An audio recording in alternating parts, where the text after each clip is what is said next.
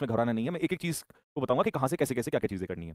तो सर सबसे पहले इसमें जो बच्चे पास हुए हैं उनको चीज़ तो हमारी सर तरफ ने से ये कहा बहुत-बहुत कि ये बधाई हुआ और इस समय पर जिस समय पर रिज़ल्ट आया है बच्चों का और इससे जस्ट 1 महीने पहले ही हम लोगों ने ये क्लास स्टार्ट की थी और उस दिन हम यही बातचीत कर रहे थे कि सर अब बच्चों का रिज़ल्ट बहुत जल्दी आने वाला है और इसको लेकर हम लोग अब क्लास स्टार्ट करते हैं और अभी बच हाँ, इससे पहले जस्ट पहले हम लोग अभी बातचीत ही कर रहे थे कि अगर रिज़ल्ट नहीं आता है तो ट्विटर अभियान, फिर कुछ बच्चे कहते हैं नहीं सर हमारा सीजीएल भी है। तो हर इस पहलू पे भी अभी मैं डिस्कशन करूँगा, ये बहुत इंपॉर्टेंट मुद्दा है क्योंकि सर सीपीओ के बच्चों में एक थोड़ा डर रहता है कि हमें पोस्ट मिल पाएगी, नहीं मिल पाएगी। तो ये एक क्योंकि इतना सारा एक्सपीरियंस हो गया 7-8 साल एसएससी के बच्चों के साथ काम करते हुए, तो इवन मैं भी 2017 में किया था मैंने भी। हाँ, हाँ 2017 16 बैच से, तो 17 में।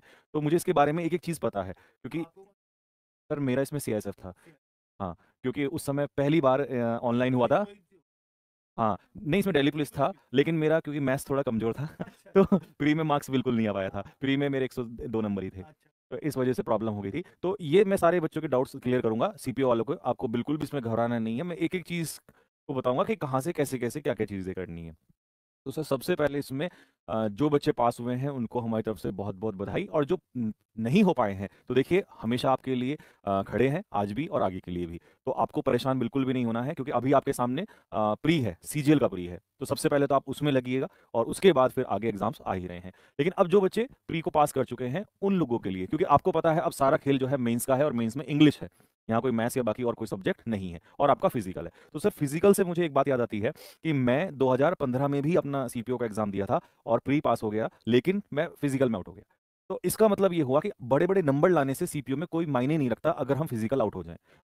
ये बहुत बड़ा एक फैक्ट है जिसको वही इंसान बता सकता है जिसने उस चीज़ से वो गुज़रा हो, उसको पता है कि कैसे-कैसे डर होता है। तो मेरे साथ ऐसे कई सारे स्टूडेंट थे उस समय मेरे बैच में जिनके 160 प्री में थे स्कोर, बहुत बड़ा-बड़ा स्कोर था हाँ। और कई लड़के ऐसे थे जिनके 110 थे और जिनके 102 नंबर थे, 98 मार्क्स थे। तो वो लड़के क्या थे वो प्री क्वालीफाई कर गए, वो सॉरी फिजिकल क्वालीफाई कर गए। तो अब वो हमसे बेहतर हो गए।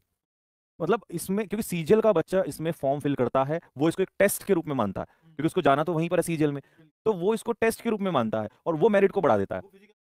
फिजिकल देने नहीं जाता सर, जो जाता भी है, वो इतना तैयारी नहीं होती क्योंकि 1600 मीटर की रेस होती है इसमें और 6.5 मिनट है। तो 6.5 मिनट जो बच्चा फिजिकल कर रहा है, मान लो अगर मैं कर रहा हूँ तो मुझे लगेगा सर ये तो कुछ भी नहीं है। लेकिन एक्चुअल में जो नहीं कर रहा है, जो कभी फिजिकल नहीं किया जिसने, जो बच्चे शहर के होते हैं या बहुत अच्छे-अच्छे जो बहुत अच्छे कॉलेज से एजुकेशन ली है, बहुत अच्छी पढ़ाई की है और फिजिकल कभी नहीं किया, तो सर वो पास ही नहीं कर पाते। वो तो पहले राउंड में ही बाहर हो जाते हैं। हमने ये बारीकी से फेस किया है एक-एक चीज़ को।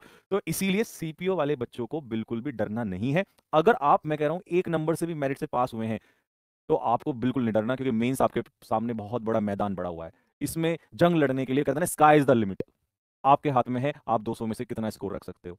आप 200 में से अगर इस समय 100 भी लेके आ रहे हैं, तो 160, 70, 80, 70 तक की मैं बताता हूँ आपको बहुत बड़ा कोई प्रॉब्लम नहीं है जाने में। सर इसके बाद 160 के बाद एक-एक नंबर पे लड़ाई होती है क्योंकि उसके लिए बहुत मेहनत करनी पड़ती है। फिर 160, 170, 180 पे तो फिर और ज़्यादा टफ हो जाता है। लेकिन अगर आप 100, 120, 130 पे हैं, यहाँ से 160, 170 जाना कोई बहुत बड़ी बात नहीं है।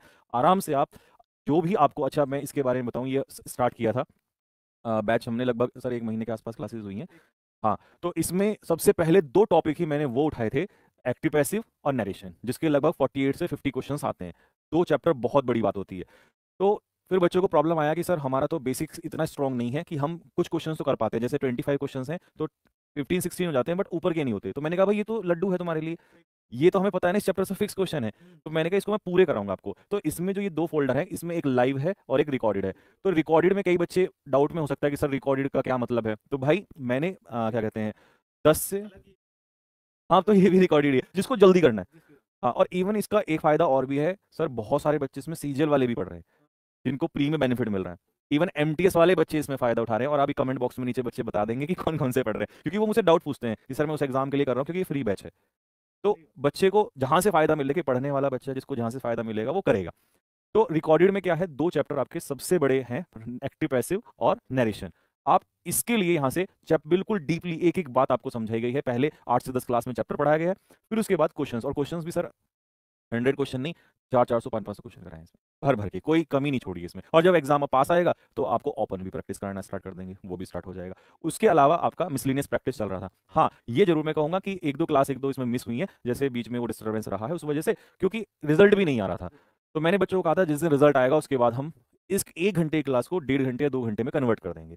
तो वो चीज़ अब होनी ही है, जैसा आपसे प्रॉमिस किया है वो होना ही है, ठीक है? जैसा आप देख रहे हैं एमटीएस वाले और सीजीएल वाले बच्चों के लिए चल रहा है, वैसा ही जिस बच्चे को हमने पकड़ लिया उसे छोड़ेंगे नहीं। और यहाँ तो हमें पता है कि मैदान हमारे सामने खाली पड़ा है और 200 नंबर की लड़ाई है और जो कि हमारी ही है। तो ये तो हमारी खुद से लड़ाई, अपनी ही लड़ाई हो गई है। तो भाई किसी भी बच्चे को आपको घबराना नहीं है, ये बिल्कुल सर ने फ्री ऑफ कॉस्ट उसी समय डिसाइड कर दिया था कि भाई एंड तक भी किसी बच्चे से कोई पैसा किसी मॉक टेस्ट के रूप में या किसी भी एक्स वाई जेड कोई सीक्रेट इसमें ऐसा कुछ नहीं डाला जाएगा कि भाई इसकी वजह से आप ये पेड़ खरीद लो। आपको फ्री है तो फ्री ही है और एंड तक रहेगा। बस आपको हमें क्या देना है वो हम बता दें, वो है आपका सिलेक्शन।